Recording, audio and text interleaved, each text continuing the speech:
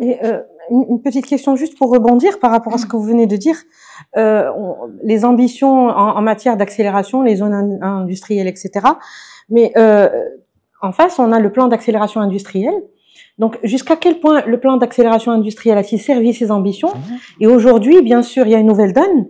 C'est-à-dire, quels ajustements pourraient être amenés pour que justement ce plan d'accélération industrielle puisse monter, nous permettre de remonter encore en gamme? Alors, on a eu une série de plans.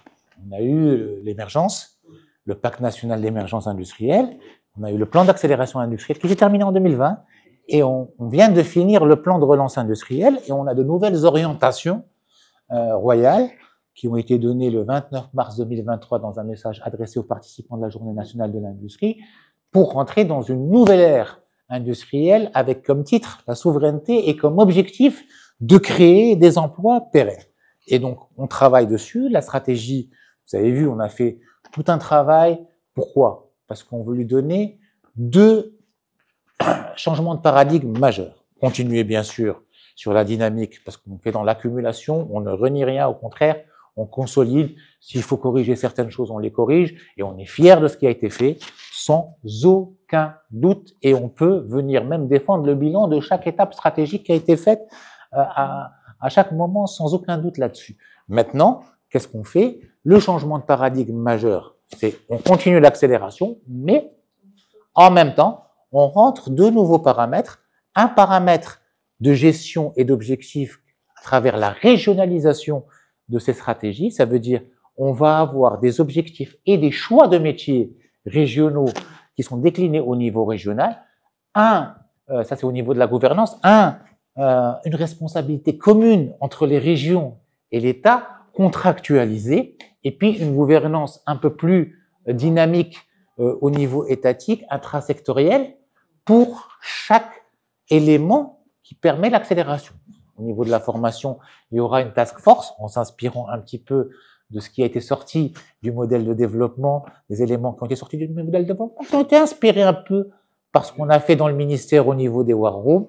Je pense que task force, c'est un peu plus pisse, donc c'est intéressant de partir dessus. Donc, quelques task force derrière pour travailler sur l'énergie, sur le foncier pour la mobilisation, etc., pour pouvoir accélérer au niveau central et décliner en partenariat avec les partenaires régionaux au niveau régional, avec des objectifs régionalisés et des choix régionalisés. Juste pour clore le volet… Bien évidemment, excusez-moi, changement de paradigme par rapport à ça, c'est qu'on était dans des choix d'opportunité. Ça veut dire, on regardait ce qu'on était capable de faire, ce qu'on était capable de vendre, ce qu'on était capable d'attirer comme investisseur, et on travaillait en fonction de ce qu'on était capable de faire et ce qu'on était capable d'attirer comme investisseur. Aujourd'hui, on commence à faire des choix de souveraineté.